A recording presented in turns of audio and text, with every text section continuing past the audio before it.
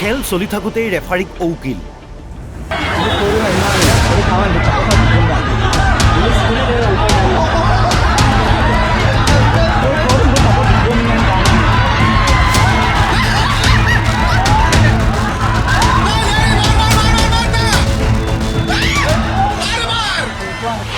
খেদি খেদি ৰেফাৰীক প্ৰহাৰ দৰ্শকৰ।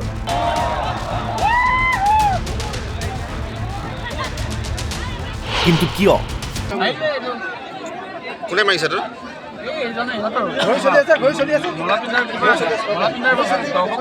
আপুনি ৰেফি আছিলে?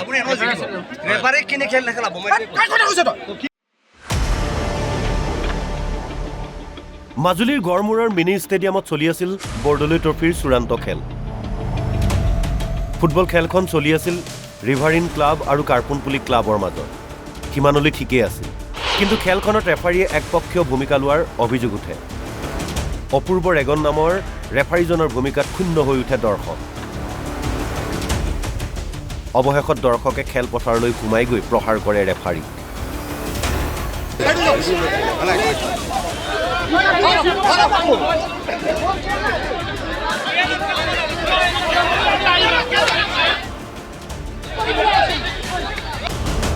সৃষ্টি হয় উত্তপ্ত পৰিস্থিতি। অৱশেষত আৰক্ষীয়ে লাঠিচাৰ্জ কৰি নিয়ন্ত্ৰণলৈ আনে পৰিস্থিতি।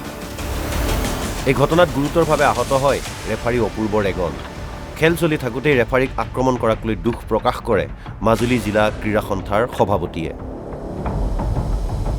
আজিতো আমি দুখিত।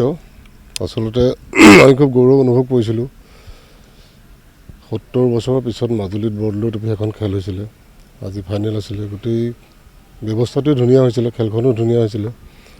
তো তাতে কিবা ৰেফাৰীৰ ওপৰত কমপ্লেইন আছিলে নেকি তেনেকুৱা? যদি আছিলে আমাক জনাব লাগিছিলে অভিযোগ। তাকে নকৰি মাৰপিট কৰিলে। যিটো কথাই মাজুলীৰ ক্ৰীড়া জগতে নহয়, মাজুলীৰ এখন সাংস্কৃতিক নগৰী। মই ভাবোঁ যে এইটোৱে মাজুলীবাসীক খুব এটা বেয়া প্ৰতিক্ৰিয়া হৈছে, আৰু এইটো এনেকুৱা ধৰণৰ কামবিলাক আচলতে হ'ব নালাগে। খেলে শান্তি আনে, একতা আনে।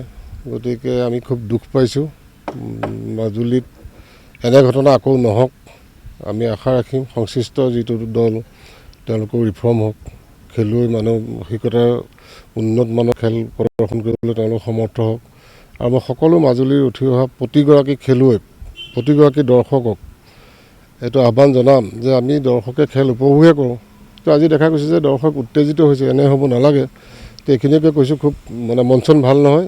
আৰু আশা ৰাখিম ভৱিষ্যতৰ দিনত এইবিলাক চব ঠিক ঠাক কৰিম আমি, আৰু এটা ভাল কিবা আনিবলৈ চেষ্টা কৰিম।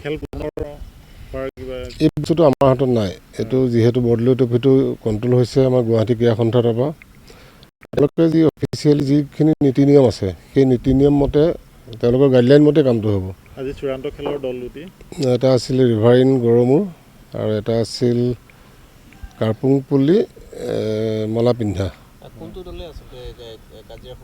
মলাপিন্ধা কাৰ্পুংপল্লীয়ে কৰিলে। খেল প্ৰায় 20 মিনিট 21 মিনিটমান গৈছিল নেকি দ্বিতীয়াৰ্ধৰ। আমিতো গমেই নাপালোঁ। তাতে কিবা ল'ৰা এটা ফাউল হৈছিল নেকি, ৰেফাৰীয়ে কাৰ্ড উলিয়াবলৈ ধৰিছিলে নেকি, কাৰ্ডটো ওলাবলৈ নাপালে, গৈ মাৰিয়ে দিলে। তাৰপিছত গৈ আমি এগুৱাই মেলি পৰিস্থিতি কণ্ট্ৰল কৰিছোঁ। সেইখিনি কোন আহত হৈছে? আমাৰ ৰেফাৰী দুজনে দুখ পাইছে, আৰু পাব্লিকৰ দুই এজনৰ গাত কাৰোবাৰ এৰুৱাবলৈ যাওঁতে কোনোবা দুখ পাইছে। যিকি নহওক, গোটেই সামগ্ৰিক কথাটো, মোৰ কথাটো হ'ল যে আপোনালোকে এইটো আপোনালোকৰো দায়িত্ব আছে। মাজুলীখনৰ মাজুলীৰ সন্মান গৌৰৱৰ ক্ষেত্ৰত এনেধৰণৰ ঘটনা ঘটিব নালাগে।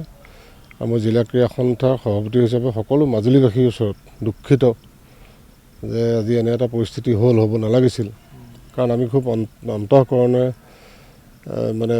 কামবিলাক চলাই নিবলৈ চাইছোঁ। স্পণ্টেনিয়াছলি আমি নিজে কৰোঁ, আমাৰ কোনো ফাণ্ডিং নাই, কিবা নাই। তো এনে স্বত্বত এনেধৰণৰ যদি হয়, তো আমাৰ মনত দুখ লাগে। আমাৰ উদ্দেশ্য মাজুলীৰ চুকে কোণে থকা প্ৰতিভাবিলাক উলিয়াই আনি এখন মঞ্চ দিয়া, আৰু তাৰ যোগেদি বহুতৰ সংস্থাপন হৈছে, বহুতে নিজকে চিনাকি দিব পাৰিছে।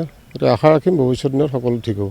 তো ইতিমধ্যেতো পুলিচ আছিলে ইয়াতে, তেওঁলোকে নিজাববীয়া কিবা ব্যৱস্থা লৈছে নেকি। মাজুলীৰ পৰা ৰজনীকান্ত বৰদলৈৰ ৰিপৰ্ট, অসম লাইভ 24।